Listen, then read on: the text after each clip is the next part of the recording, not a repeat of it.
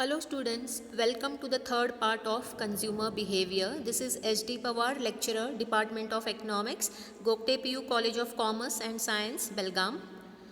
Let us begin with the law of diminishing marginal utility, also called as law of DMU. It is given by German economist H. Gaussen and later popularized by Alfred Marshall. This law is based on satiable character of human wants. Now you need to know what is the meaning of satiable character of human want. As you know, human wants are unlimited, they are never ending, they occur again and again, and any want, no want can be satisfied fully at a particular point of time. Say for example, you purchase some clothing. Say you go to purchase a shirt, you purchase one shirt and come because of your limited income, but still you are not fully satisfied as you might have liked other shirts again in that particular shop, so you are never fully satisfied. But there is an exception to this, that is, this law is based on satiable character of human want, that is, certain wants like hunger and thirst can be completely satisfied at that particular point of time. Say you have already had food and your stomach is absolutely full. Even if you are offered your most favorite dish, you will not like to consume it. Say you have already quenched your thirst and somebody offers you another glass of water, you will say no to it definitely. So this law is based on satiable character of human want. The law states that we get less and less marginal utility or additional satisfaction as we consume more and more of a particular commodity while keeping consumption of other commodities constant. That is, this can be explained with the help of an example. We will be experimenting it. That is, say a person is hungry and he is offered apples to consume. Now he has to consume this law is also based on certain assumptions, that is conditions. That is, whatever you consume, you have to consume the same commodity till the end. The consumption must be continuous, that is, after completion of one apple, immediately you must consume the second apple, third apple, so that fourth apple. So the consumption is successive or continuous, one after other. Okay, then say a person is hungry and he consumes apple continuously. So what will happen? It will lead to a fall in the additional utility. It will lead to fall in marginal utility. Here it can be shown with the help of a chart. We have three columns: units consumed, first, second, third, fourth, fifth and sixth apple, total utility column and marginal utility column. Now when a person consumes the first apple, after the consumption of first apple, whatever satisfaction he gets, that is called as total utility, that is of 12 units. Marginal utility for the first apple is also the same, because marginal utility will start, or additional satisfaction you get when you consume additional unit of commodity, that is second unit of a commodity. So when he consumes the second apple, the total utility from both the apples now becomes 18 units. Marginal utility is, say, 6. Okay, how this marginal utility has become 6? That is, you see the formula. Marginal utility is what? Marginal utility of nth unit is TUN minus TUN minus 1. Now here TUN is the second unit, 18, and n minus 1 is the previous unit, that is the first one. So 18 minus 12, we get 6 is the marginal utility, which has become less after the consumption of additional unit. When he consumes the third unit, the total utility from 3 apples now is 22. Marginal utility is n minus 1. That is third unit minus the second unit. Now third unit becomes n and second unit becomes n minus 1. 22 minus 18 we get 4. When he consumes the fourth apple, the total utility from 4 apples is 24 units and marginal utility is 2. That is 24 minus 22. Fifth unit, when he consumes, the total utility remains the same. That is 24 units only and marginal utility becomes 0. That is fifth unit minus the fourth unit. That is 24 minus 24 is 0. Now this is called as point of saturation, where total utility remains the same. It increases to the maximum and there is no change in it, and marginal utility has reached a level of 0. That is called as point of saturation. That is, the consumer is done with the consumption. If he is offered the sixth unit of apple, the total utility, instead of increasing or remaining same, it is becoming now less. It has diminished to 22 units and marginal utility will become negative, that is minus 2. That is sixth unit minus fifth unit. 22 minus 24 is minus 2.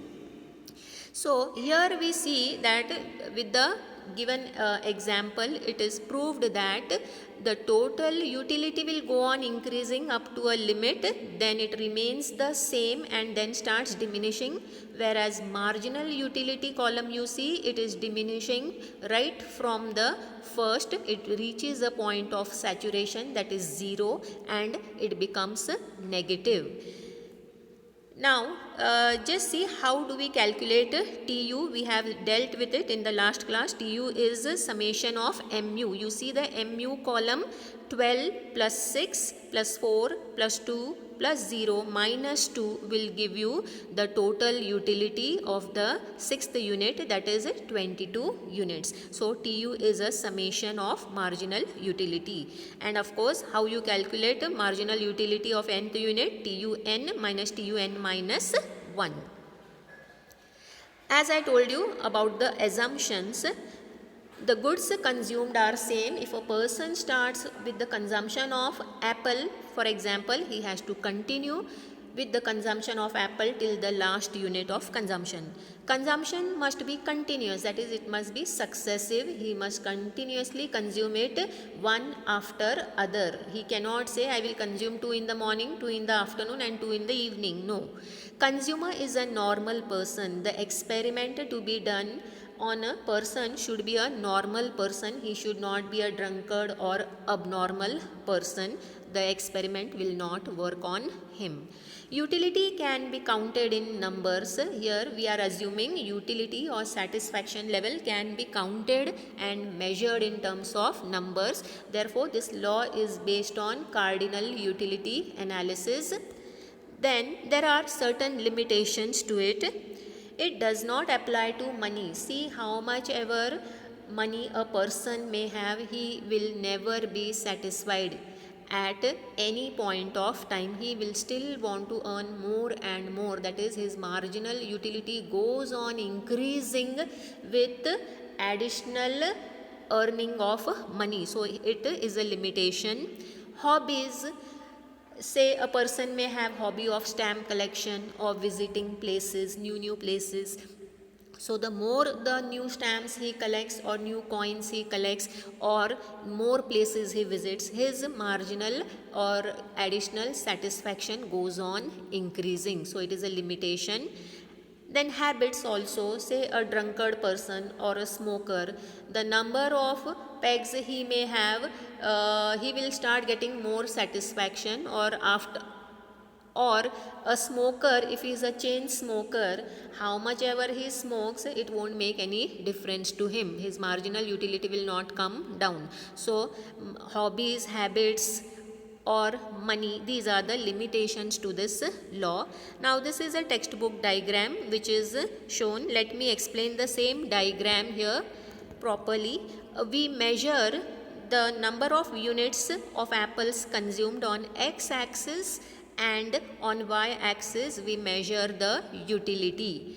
Now the number of units consumed are 1, 2, 3, 4, 5, 6 on x-axis, and then you mark on y-axis the maximum I have marked is 28 units in even numbers in multiples of 4. Now you take the number of units of apples consumed column and take total utility column. The first unit of apple gives him 12 units of total utility, then second 18, third 22, fourth 24, fifth 24 and sixth it gives 22 units. So when we plot the points, you get a curve which is moving upwards, then remains constant at 24 and then again diminishes at 22, which is shown in the black black pen. Then you take number of units of apples consumed column and marginal utility column and mark. The first unit gives marginal utility 12, second 6, third gives fourth apple gives 2 units, fifth apple gives 0 units of satisfaction, marginal satisfaction, and sixth unit gives -2, that is beyond x-axis. And when you join the points, you get a curve which is sloping downwards, touches the x-axis at 0 and then becomes negative beyond x-axis.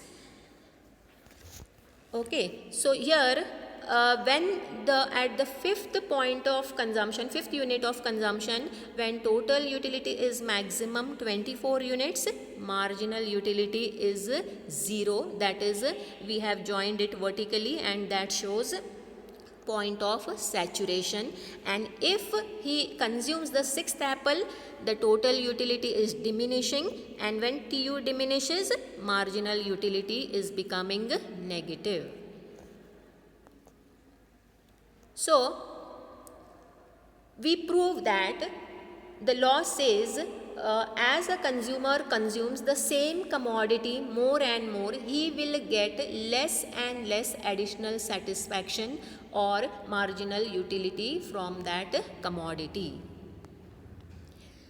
Let's come to the next part, indifference curve analysis.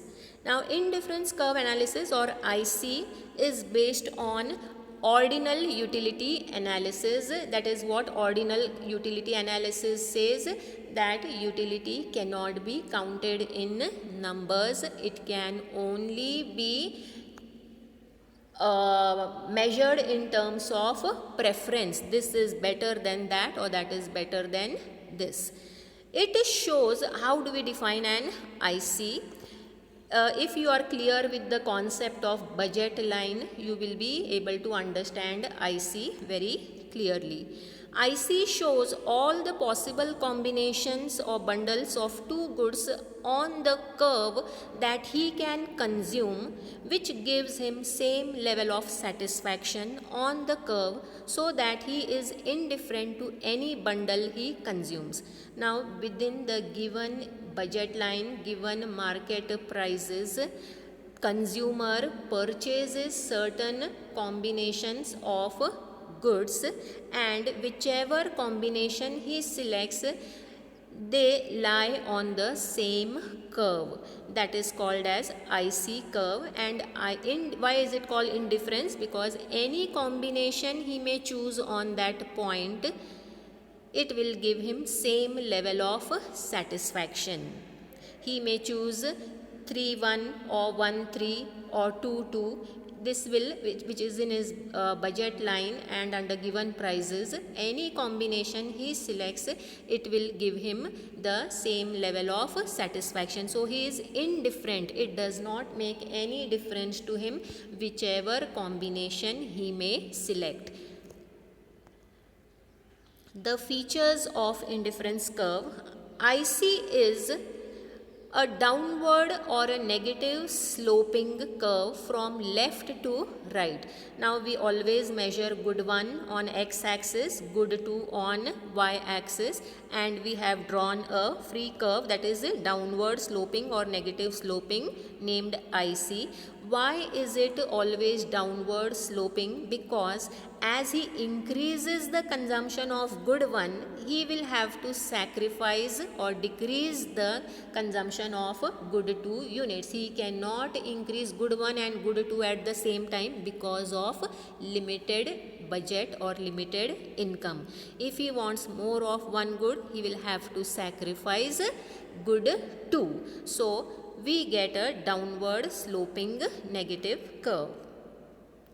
Second point, higher IC shows higher level of satisfaction than the lower IC.